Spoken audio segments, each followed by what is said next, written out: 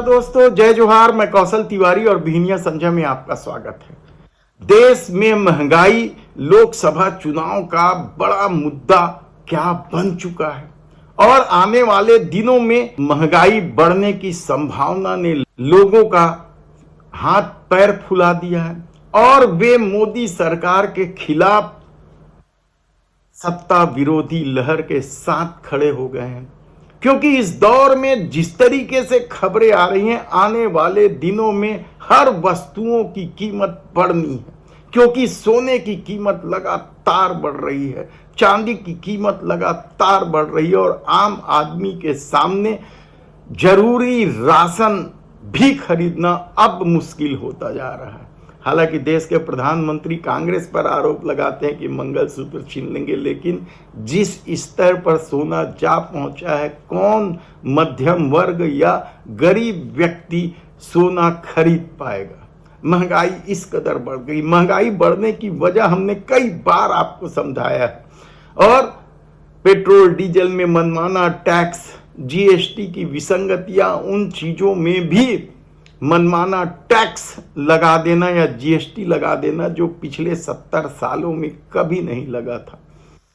तब ऐसी परिस्थिति में दिल्ली के मुख्यमंत्री केजरीवाल जमानत में जेल से छूटने के बाद जिस तरह के तेवर अख्तियार किए हैं, वह भी बीजेपी के लिए परेशानी का सबब बन गया। और कल तो उन्होंने एक एक लाइन में समझा दी कि देश में महंगाई बढ़ने की वजह क्या है। आप एक रोटी खाते हो, एक रोटी पे 1 रुपए का जीएसटी लगता है। 1 कप दही के ऊपर 1 रुपया जीएसटी लगता है। आपने ये जितने कपड़े पहन रखे हैं, इस पे टैक्स लगता है।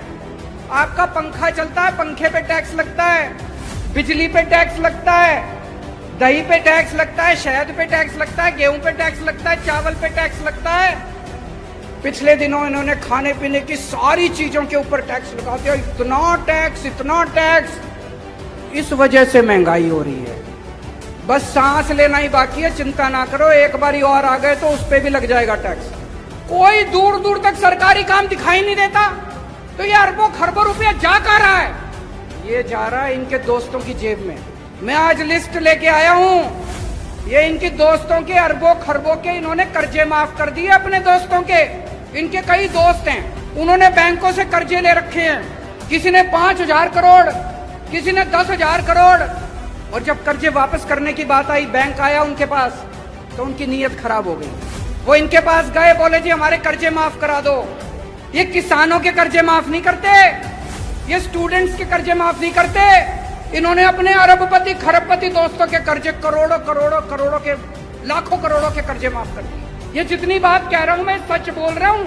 अगर मैं कुछ भी झूठ बोलूंगा ये केस कर देंगे कल मेरे ऊपर। पढ़ा लिखा आदमी हूं मैं, इनकम टैक्स का आदमी हूं, सब समझता हूं इनके चोरी चकारी सारी।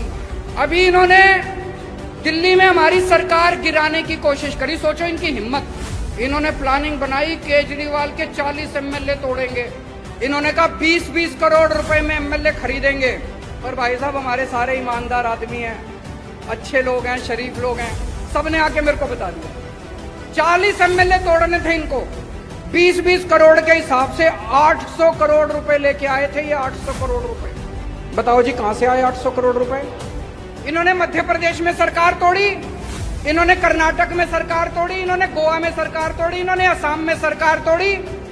277 एमएलए खरीद चुके अभी तक ये। 277, 20-20 करोड़ रुपए के हिसाब से भी लगा लो, 6,000 करोड़ रुपए इन्होंने एमएलए खरीदने में लगा दिए। ये पैसा कहां से आया जी?